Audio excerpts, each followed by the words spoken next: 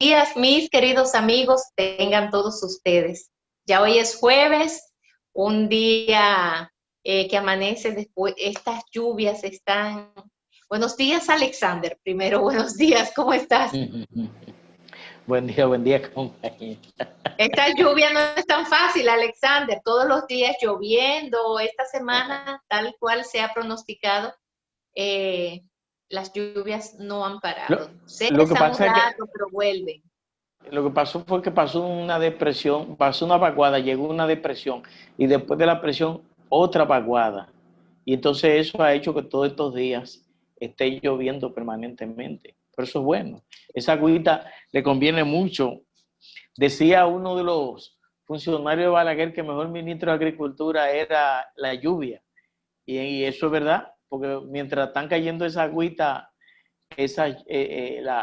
la producción florece. Sí, es así, ciertamente.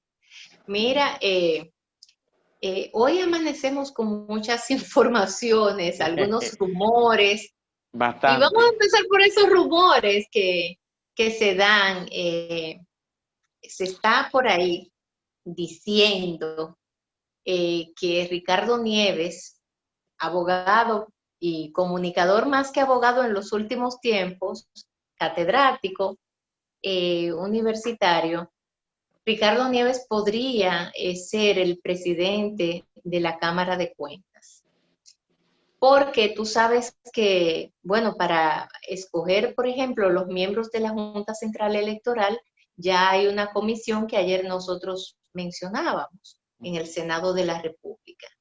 Para la Cámara de Cuentas, esto es en la Cámara Baja, y me imagino que en los próximos días se estaría conformando la comisión para también elegir los miembros de la Cámara de Cuentas.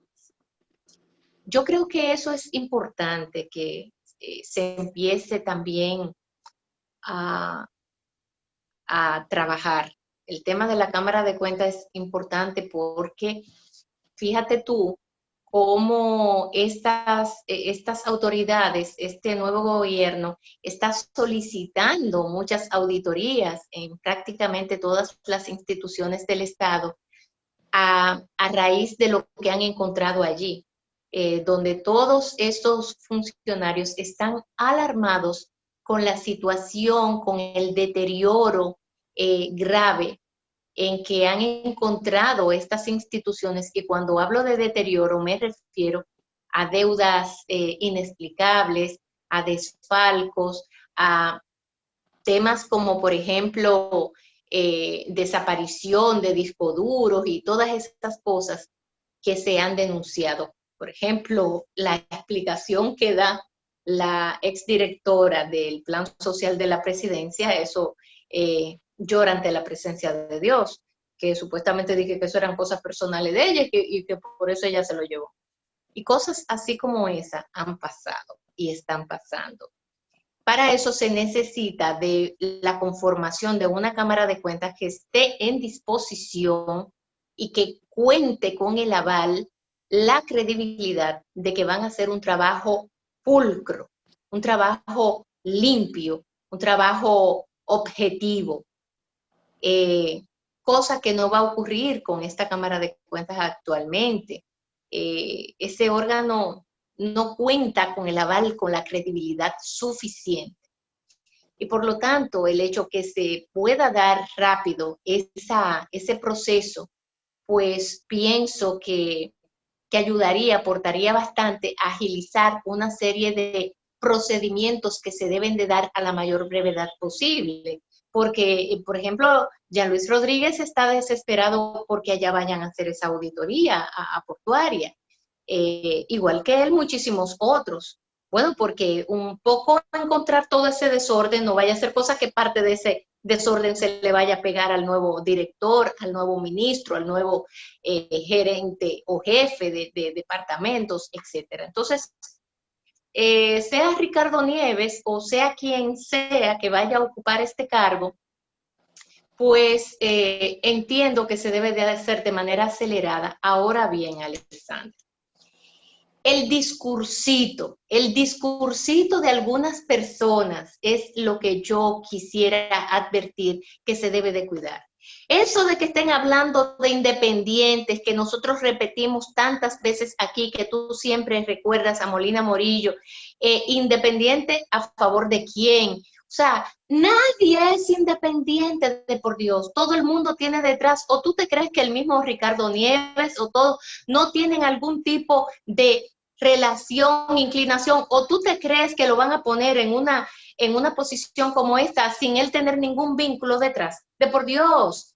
O sea, todo el mundo tiene algún tipo de poder detrás en ese ambiente. Eso no es verdad. Y además, eso no es dañino. Eso no es dañino. Y yo estoy segura que Ricardo Nieves va a hacer un buen trabajo si lo ponen al frente de la Cámara de Cuentas. Lo va a hacer porque él le debe mucho a la sociedad en el sentido de que es un crítico que hace opinión a diario por televisión, una persona con criterios muy propios, ¿cómo no? O sea, yo pienso que él puede hacer un buen trabajo en la Cámara de Cuentas, pero que no me vengan con el engaño de que dije que independientes. Nadie aquí es independiente en ningún lugar del mundo. Y además son los partidos políticos los que buscan, los que eligen a esos representantes en los distintos estamentos del Estado, en este caso, la Cámara de Cuentas y la Junta Central Electoral. Por lo tanto, Alexander, los partidos, dependiendo de el nivel de fuerza que tengan, sugieren 1, 2, 3 candidatos. Y los que sugieren, bueno, los partidos son responsables y la hoja de vida de ese ciudadano es lo que cuenta. Que haya militado en una organización política, pero todo el mundo aquí ejerce su derecho al voto. Y, o sea, a mí que no me vengan con esa hipocresía, esos pruritos que a veces se quieren poner para hablar de tales perfiles o cuales. Ahí lo importante es que ese ciudadano tenga moral, preparación académicamente hablando, que sea una persona con una moral incuestionable ante la sociedad dominicana. Esos son los valores que tenemos que mirar, pero que si militó o no militó, mire, eso poco me importa a mí como ciudadana. Porque no es verdad que se puede estar buscando una persona que si esa persona por ser miembro de un partido político que solamente tiene que renunciar, frizar su membresía o lo que sea, no vaya a ser sugerida en uno de estos estamentos simple y llanamente por esa condición. No, yo creo que aquí hay muchos dominicanos con la capacidad, con la integridad para ocupar esos puestos y no se le debe de coartar ese derecho por esas simplezas que no tienen ni siquiera peso, porque ya hemos visto en el tiempo, Alexander, que no es verdad que son los mejores aquellos que se venden como independientes. Tal es el caso del presidente actual de la Junta Central Electoral, el señor Castaño Guzmán. Y te paso la palabra. Mira, Lindsay, yo corroboro plenamente contigo en eso. Los países que se han puesto a jugar a lo independiente han terminado mal.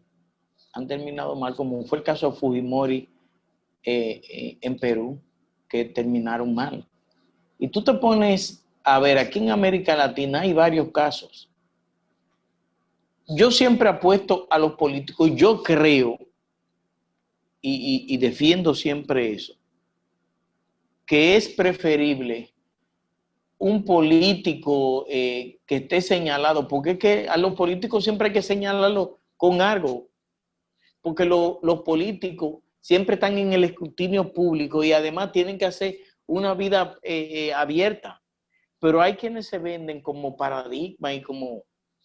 Mira, aquí hay un Emanuel Esquea Guerrero, Pelegrín Castillo, que tú lo puedes poner en la Suprema, en la Junta, y donde quiera que tú lo pongas. Donde sea. te hacen un trabajo honorable, un trabajo serio. Y te estoy poniendo el caso de Manuel Esquia y de Pellegrini, porque son los que me vienen, pero aquí hay un sinnúmero de personas con excelentes cualidades para Claro, claro. integrar los organismos colegiados del Estado. Pero por ese populismo que la gente... Yo me acuerdo de una vez que aquí se estaba proponiendo, Álvaro Albelo tenía contradicción en un momento con funcionarios del gobierno de ese momento. Y había gente que no, Álvaro que hay que poner como presidente, porque la gente oye y te compra eso. Aquí hay gente que son sinvergüenza, que han estado haciendo negocio, haciendo de todo, y tú lo ves que hablan y tienen un discurso de responsabilidad y de moralidad y de cosas. Yo creo en la gente que tiene una vida pública, independientemente, a todo el mundo lo señalan y de todo el mundo habla y de todo el mundo dice. Y aquí, y yo insisto que aquí en este país, lo que somos y lo que tenemos, lo bueno y lo malo, lo blanco y lo negro, lo azul, aquí ha sido construido por los políticos. Aquí esta sociedad ha sido construida por los... Es más, incluso esos poderosos grupos empresariales que hoy cuestionan a todo el mundo y hoy se creen hasta con el derecho de señalar y de quitar y poner presidente. Fue la clase política que le dio una base a esos grupos económicos también. En fin, yo creo que los organismos colegiados del Estado hay que designarlo lo más pronto posible. El caso, por ejemplo, de la Cámara de Cuentas, con ese festival de corrupción, con esa hipercorrupción, con esa corrupción sin paralelo que desató Danilo en su gobierno, y donde no hubo, donde la corrupción no se paró en ningún despacho. Yo creo que la Cámara de Cuentas necesita un equipo de gente que vaya a hacer un trabajo honorable, de un equipo de gente que vaya a sentar un precedente ahí. Porque, ¿qué es lo que hemos visto hasta ahora? Que los gobiernos, para evitar algunas complicaciones y cosas, ponen en la Cámara de Cuentas militantes políticos. Esa Cámara de Cuentas que está vigente ahí la dirige José Ramón Peralta. Esa Cámara de Cuentas que está vigente ahí, todos fueron buscados por José Ramón Peralta, amigos y familiares de parientes de él. Esos que están ahí en la Cámara de Cuentas. Esa gente hay que quitarla de ahí, porque esa gente tiene un compromiso personal y político con la pasada. Entonces, no se puede, por eso yo entendí cuando el presidente de la República hablaba de que la Contraloría inicie esas experticias que son necesarias para ir descubriendo las diabluras que se hicieron en las distintas instituciones públicas, porque la Cámara de Cuentas está comprometida con lo que pasó aquí en el pasado gobierno. Entonces un amigo me decía, pero que no es posible, porque es que la Contraloría no tiene esa función. Yo le decía, eso es para ir avanzando. Y los trabajos que se vayan descubriendo cuando se designe la Cámara de Cuentas, se le entrega a la Cámara de Cuentas y la Cámara de Cuentas certifica entonces la veracidad y se le da para adelante a eso. Pero hay que ir trabajando en esto. Hay que ir trabajando. Es igual, por ejemplo, la Suprema Corte de Justicia. La Suprema Corte de Justicia hay que adecentarla. La Suprema Corte de Justicia... Bueno, la Suprema está secuestrada. La suerte es que ahora en enero el Tribunal Constitucional, salen creo que son 4 o 6. ¿Tú me entiendes? Sí. Porque ahí en el tribunal la prostitución fue tan seria que Julio Curiatá fue y jura, ¿tú no supiste eso? Y en un pasillo, vine a juramentar a mi juez aquí. Él levanta la mano, fulana. En el Tribunal Constitucional. Julio Curi hizo eso. En el Tribunal Constitucional. Sí, cuando designaron aquella vez Ajá. hace como 2 o 3 años. A, Ah, lo- oye, a- sí, sí. a las personas que, la que nombró Danilo ahí, que hace como 2 años de eso. Sí, Bueno, claro. pues Julio Curi, a una que fue ahí, la llevó Julio Curi. Julio Curi, cuando ella asumió, por cierto le tocó el mismo despacho que al hermano de él, él fue allá y le dijo a ella, yo no venía a este despacho hace 6 años porque esto aquí estaba en lo peor. Y le dijo, ven, levanta la mano que tú eres mi juez aquí. Y la juramentó a ella. O sea, aquí hay muchísimas cosas que se deben de adecentar en los organismos colegiados del Estado. Porque esto fue, aquí el Estado Dominicano fue prostituido, fue dañado.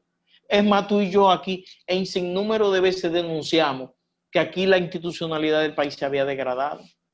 En sin número de ocasiones nosotros habíamos denunciado eso. Claro, porque la degradó el gobierno central. Fíjate que Uh-huh. la concepción que tenía el presidente de la República pasado, Danilo Medina, era de que todo el mundo tenía un precio y lo que había era que comprar a esa persona, no importa del color que fuera. Simple y llanamente esa persona tenía un precio y ellos estaban dispuestos a pagar el precio y punto. Por eso Castaño Guzmán, que no era disque danilista, ni peledeísta, ni mucho menos, por eso nadie lo objetó, porque era supuestamente una gente independiente. Un paradigma. ¿Qué hizo? Sí, ¿qué hizo Danilo? Le nombró la mujer, le nombró al hijo, le nombró hasta la segunda generación de Castaño Guzmán. ¿Mm? Uh-huh. Entonces, Y a los ¿qué hizo demás miembros Castaño también. Guzmán? Y a los demás miembros también. No, pero claro, con él igual a todo el mundo. ¿Y qué hizo esa junta? Se le arrodilló a Danilo, pero él entiende que así todo el mundo trataron de hacer lo mismo con el presidente del Tribunal Superior Electoral y la piña le salió agria, No, porque y con el Milton Ray presidente de también. la Junta, Y con sí, Milton con Ray Milton Ray Guevara también, no porque se postró, ¿no? ellos entendían que esas personas honorables, porque lo demostraron, tenían un precio y que José Ramón Peralta, entrando Román Jaques, no sé si tú recuerdas, que él fue y se reunió allá ofreciéndole que lo iba a poner a esa institución bien y que jipeta nueva y que, bueno, Román Jaques lo aceptó porque esa es una entidad del Estado y debe de estar en buenas condiciones. Ah, pero cuando le solicitaron cosas, ahí no. Él dijo, no, espérese, aquí hay leyes, aquí hay normas y eso hay que revisarlo y será lo que dicten las normas, cómo se va a fallar. De acuerdo a la ley, es como se va a fallar aquí. No lo que me mande a decir un San Danilo allá en Palacio. Esta es una corte independiente. Esto no es una dirección del Estado o un ministerio donde manda el presidente de la República. Se equivocaron con Román Jaques. Hasta le quisieron hacer tantas amenazas y tantas cosas que le desmontaron los guardias y el chofer en plena avenida Sarasota, que nosotros lo recordamos aquí. Porque eso se tiene que recordar siempre. ¿Hasta dónde fue capaz de llegar este gobierno que salió? Y eso no se podía hacer Te si no digo, era con una orden claro, directamente, porque era el presidente de un órgano del Estado que estaban desconsiderando. Eso fue una vejación, una desconsideración. exactamente. Entonces, ¿por quién fue recomendado Román Jaques? Bueno, fue recomendado por la iglesia, fue recomendado por aquí, por allá. Por eso es que yo te digo que no tiene que ver con que usted provenga de un partido X o Y, tiene que ver con su hoja de vida, tiene que ver con lo que finalmente usted en el estamento que va a pertenecer haga una buena función, porque tú acabas de señalar a Pelegrín Castillo o Eligio Jaques. Señores, No. donde quiera que pongan, Manuel Esquea. Manuel Esquea, perdón, pongas, Eligio Jaques lo tengo en la cabeza porque es que tiene COVID, viste, no Sí. sé, Ajá, viste, sí. tuve COVID y él y su esposa y ya dieron la información, están aquí en el país y se van a atender aquí en el país. Ustedes saben que lo nombraron cónsul en la ciudad de Nueva York y parece que fue allá que se contagió, pero bueno, ese es otro tema. No, me refiero a Emmanuel Esquer. O sea, son figuras respetables que su hoja de vida lo dice todo. ¿Tú te crees que Pelegrín Castillo va a ir a uno de esos estamentos, a ocupar una posición y le va a fallar a este país? Aunque sea de la Fuerza Nacional Progresista o lo que sea, claro que no. Por eso que yo digo que eso no tiene que ver con que usted, si usted es miembro, no es miembro, que no vengan con esas cosas tan banales, tan vacías. Óigame, que eso, y la gente empieza a repetir lo mismo. Y tú ves que todos, aquí parecemos papagayos, todos. Porque entonces empezamos a repetir, no porque tú creas en eso, simple y llanamente, porque eso es lo que han dicho muchos, lo suben a las redes y todo el mundo empieza a repetir como papagayo lo que dijo Juan Pérez. Sí, pero Juan Pérez tiene un interés el cual no necesariamente es el suyo. Pero entonces la gente le sigue el jueguito, como el temita ese del 4% de la educación, que era un empresario poderoso, que mandó a hacer la sombrilla amarilla con el 4%, que mandó y por los chercitos muy bonitos y muchas cosas, y todo el mundo creía que era por el bien de la educación. No, era por el dinero que le iba a dejar a ese empresario. Entonces, pero se sumaron muchísima gente, incluso una familia mía, y eso eran unos discursos y una cosa, y yo, ay, mi hija, pero mira, detrás de eso hay esto. No, que eso no es así, Lindsay. Cuando se dio cuenta, yo le dije, tú ves, ahí está el dinero de la educación y no se sabe qué hacer con él porque no había un plan de educación. Porque quisieron poner la carreta delante de los bueyes. Por eso mismo pasó lo que pasó con el tema de la educación y hoy estamos detrás del último en cuanto a evaluación y calidad de la educación.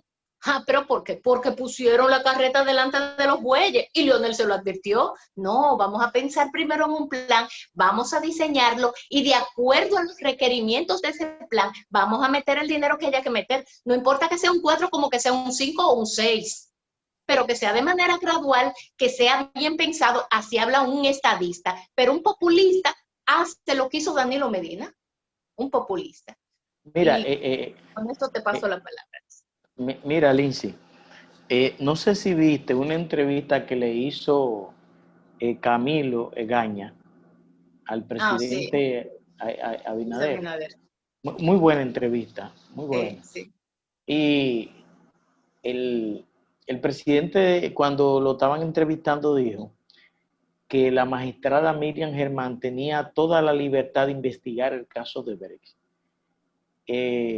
Y todos los probables casos de corrupción del pasado o cualquiera que se presente, que ella tenía libertad plena para investigar cualquier hecho doloso que se haya cometido en el pasado o en su propio gobierno en el futuro.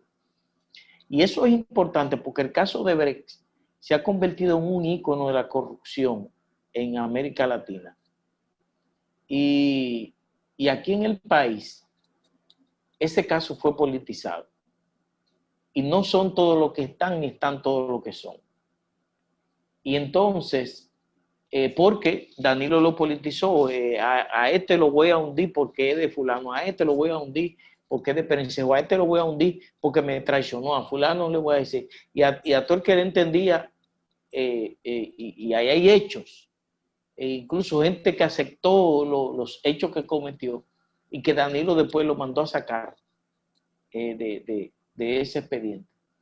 Entonces yo creo que ese caso debe ser revisado por completo y añadir a la gente que Danilo mandó a sacar en el caso que hayan elementos reales y probatorios de que incurrieron en esa. Aquí se ha mencionado nombres de gente importante que se lucraron, pero mira también el caso de Lindsay de Andy Dawager, que con los cuartos de Odebrecht compró un apartamento.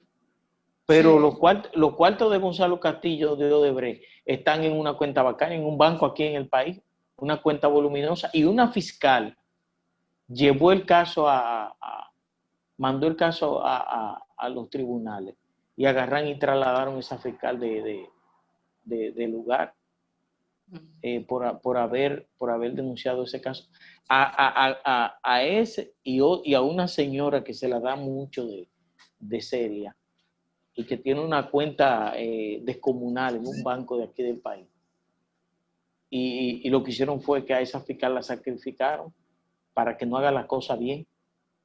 Entonces, ese espaldarazo que el presidente le da a la Procuraduría General de la República es importante, más cuando en esta misma semana la Procuraduría le quitó los casos de corrupción a la Fiscalía del Distrito y lo va a mandar para el PECA, porque tengo entendido que en el PECA va Jenny Berenice.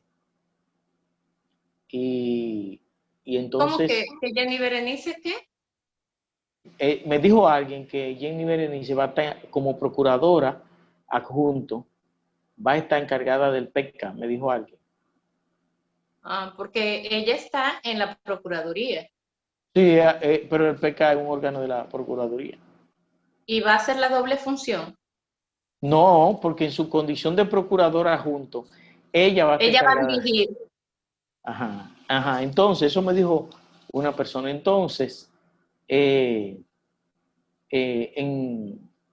esos son los hechos, Lindsay, que se están sucediendo y que por eso es importante, porque a veces un presidente, y no estoy hablando en un caso específico ninguno, un presidente te nombra a ti para que tú hagas una función y después van funcionarios subalternos y te dicen, no, porque el presidente quiere que tú hagas esto, sin el presidente haber dicho nada.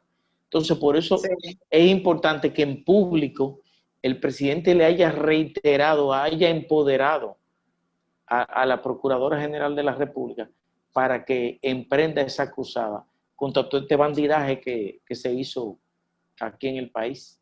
Bueno, es como la denuncia que hizo el propio Tony Peñaguaba de que unos 101,000 personas no calificaban para el programa Quédate en casa y estaban recibiendo esos beneficios, o sea, Eso es personas, corrupción, eso es pero corrupción. por supuesto, y no solo eso, sino que un sinnúmero de personas que sí necesitaba el programa cuando iban a buscar los recursos a los colmados, a comprar, le decían, ah, pero usted no tiene nada, porque más de 50 establecimientos ya han detectado con esa complicidad, donde a la franca les robaban el dinero a esas personas. Un desastre, pero un desastre mayúsculo lo que se ha encontrado ahí, lo que ha encontrado Tony Peñaguaba, que ahora es que están en el proceso, ¿no? A medida que han pasado los días, pues se han encontrado con todos estos macos, ¿eh? Con todos estos macos, con toda esta cacata, con todas estas cosas oscuras que se daban en el Estado y que han quedado evidenciadas en este momento, Con donde razón, muchos funcionarios tenían dos opciones, o entrar en esa dinámica de corrupción o hacer lo que está haciendo, en el caso de Tony Peñaguaba, al frente de esa dirección social de la presidencia, y por otro lado, por ejemplo, Yayo en la Dirección General de Aduanas, que en pocos días se han encontrado fraudes de más de 4 millones de dólares o mucho más, que vienen metidos en bocina, que vienen metidos en no sé qué. Señores, un verdadero desastre. Señores, es desastroso. No nos podemos imaginar entonces lo grande de toda esta mafia, porque yo me imagino que muchas cosas ellos trataron de limpiarla, muchas cosas que nunca serán reveladas, muchas cosas que nunca se encontrarán los rastros suficientes como para acusar a esos mafiosos que acaban de salir del gobierno. han desfalcado este país completamente. Lo que esta gente han encontrado, señores, a medida que se ha ido, y tiene el señor Ventura Camejo el tupé No, es un de decir abusador. que hoy, que hoy el presidente Luis Abinader dentro de unos minutos estará en la casa de Guillermo Moreno. Yo me imagino que escogió la casa de Guillermo Moreno porque ¿dónde lo va a recibir si no en la casa? O sea, no tendrá una estructura. Y entonces, a las 5 de la tarde, él tenía agendado, o tiene agendado para hoy a las 5 de la tarde, ir a la Casa Nacional del PLD a reunirse nada más ni nada menos que con Temístocles Montaz y un equipo más. Pero como Temístocles Montaz es el presidente del PLD, un ex convicto, pues tendrá que reunirse con él para buscar orientación del tema del COVID. Entonces, Ventura Camejo dice que no, que el PLD no debe de reunirse con Luis Abinader, porque este gobierno ha sido desconsiderado y empezó a mencionar una serie de improperios de que supuestamente que lo han acusado a este gobierno, al gobierno pasado, lo han acusado de corrupto, que lo han desconsiderado, que le han faltado el respeto. Yo, Luis, yo no voy. Si yo soy Luis, yo no voy. Pero como Luis no soy yo y yo no soy Luis, Luis tiene para el día de hoy, el presidente de la República, me refiero, tiene agendado para hoy a las 5 reunirse con esa gente, que son las que acaban de salir de este gobierno. ¿Qué cosa le pueden decir ellos que no sea, mira, fraude por aquí, fraude por allá y fraude por acá? ¿Qué orientación y qué aporte pueden hacer una gente que duraron 8 años metido en ese gobierno y lo que dejaron fue problemas por todos lados, que el mismo presidente de la República lo sabe? Con esa gente no se deben de reunir, pero no por lo que dice Ventura Camejo, sino por todo lo contrario. Tan sencillo como eso, Alexander. Parece que yo leí esa declaración del señor Camejo, pero parece que Camejo no conoce lo que pasó en Punta Catalina, pero tampoco parece que él no ha leído las noticias de Odebrecht. Doble moral es lo que tiene ese caballero, una doble moral del Uh, tamaño de la catedral. Sí, justificar lo injustificable cuando aquí, pretendiendo tapar el sol con un dedo, cuando aquí la sociedad entera sabe que el Estado fue defalcado, que en esos 8 años la corrupción no se paró en ningún despacho. Y es más, este país se levantó a votar el pasado día 5 de julio en forma abrumadora en contra de ese gobierno, porque es que ya la sociedad no aguantaba más escándalo. Señor, esto era por donde quiera que estaba votando. Así es. Y la sociedad se levantó a votar.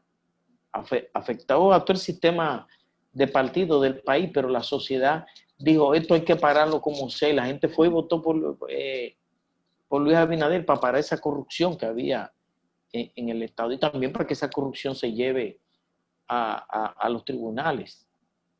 Fíjate cómo esa gente en el pasado proceso electoral desmantelaron, derrengaron el Estado para financiar esa campaña. Yo vi, Lindsay, de que Gonzalo nada más gastó 700 millones de pesos en su campaña, pero 700 millones de pesos nada más gastó 700 millones de pesos nada más gastó en lo que andaba repartiendo de noche.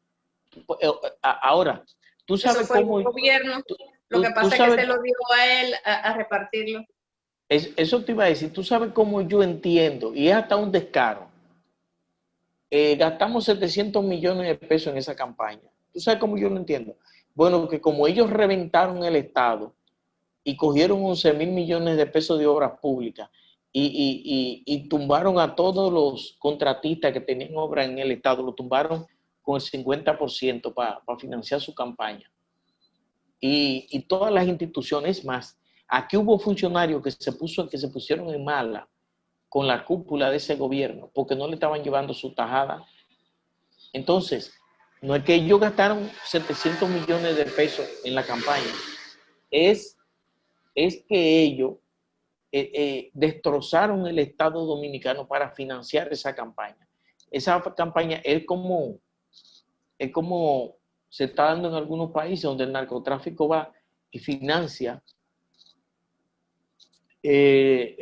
una campaña. Aquí además de los cuartos que dice César el abusador que le dio a ese gobierno para su campaña, ellos destrozaron el Estado también para eso. Y el 6 de octubre eso fue lo que hicieron también. Y después lo hicieron en febrero en las municipales. Lo único que ya le habían puesto cierto candado y les reventó el sistema. Y después también en las municipales de marzo trataron de hacerlo y trataron de repetirlo. Mire el lío que se armó cuando detectaron el fraude, y ellos trataron de inculpar a un técnico de Claro y Claro. y a un coronel de la policía o sargento, qué sé yo. No, es que eso es así, Alexander. Esas son de las cosas que nunca se aclararán lo suficiente.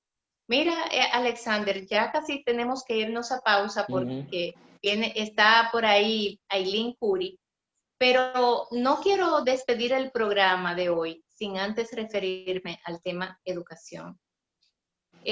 Todavía yo veo mucho, como diría alguien por ahí, mucho divareo. Veo posiciones por un lado, por otro lado, y nosotros lo advertíamos aquí. No es tan fácil. El tema de la educación no es verdad que podía empezar el 2 de septiembre, que aquí las crisis son oportunidades y se pueden aprovechar mejor. Hay muchos planteamientos, posiciones de un lado y de otro. Y el gobierno está en la búsqueda de la mejor salida para el tema educación.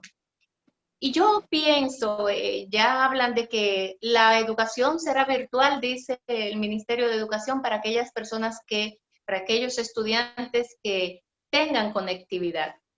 Pero, bueno, ¿cuántos son? Y los que no, ¿qué? ¿Qué se va a hacer con esos estudiantes? Hablaba con un amigo que hizo el mismo planteamiento que nosotros hacíamos aquí.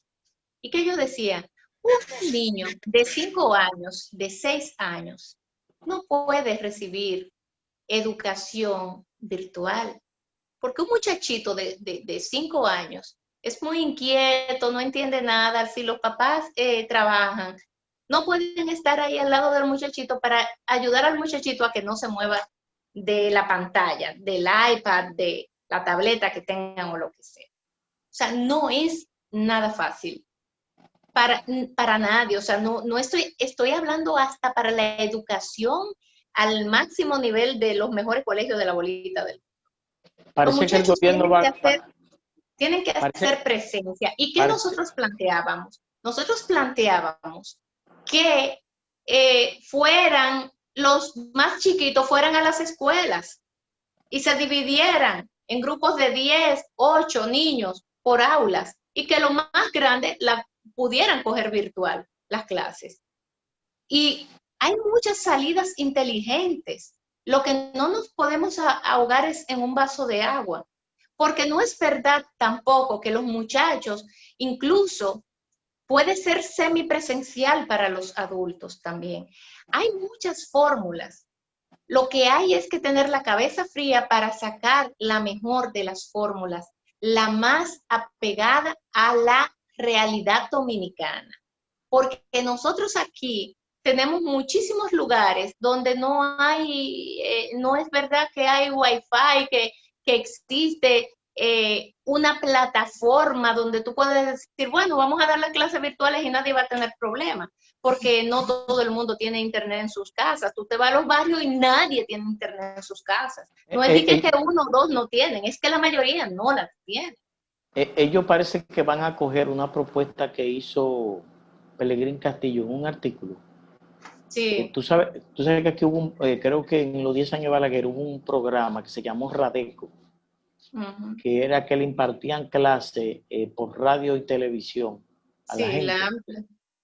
Ajá, entonces Pellegrini hizo esa propuesta de que en la zona donde no haya internet, eh, que se dé la clase por internet, pero que donde no haya internet se use la radio y la televisión, que incluso él hablaba que Radio y Televisión Dominicana tiene unas emisoras ahí que no están Claro, haciendo nada. en todo el país, Y en el todo el mismo país. canal, y el mismo Canal 4, que se pueden utilizar esos recursos para llevar la educación a todos los Pero muchachos a- los más chiquitines tienen que hacer hasta que se... clases presenciales. No pueden Ujú. hacerlo vía televisión, no lo pueden hacer vía radio, tampoco lo pueden hacer bajo una plataforma. Los más chiquitines que vayan a las escuelas. ¿Cuál Ujú. es el tema? Muchos países lo han hecho y les ha resultado sumamente bien. Lo que hay es que hacerlo bajo un orden, bajo una disciplina, una rigurosidad, pero el esfuerzo debe de hacerse. Es así. Mira, Ujú. pues por el día de hoy hemos finalizado. Por Así ahí es. está Aileen ya preparándose para Vida en Balance. Tengan ustedes un día productivo y mañana estaremos con ustedes. Estará Alexander y el compañero Manuel Brito. Hasta mañana. Hasta el lunes, Lindsay. Hasta luego.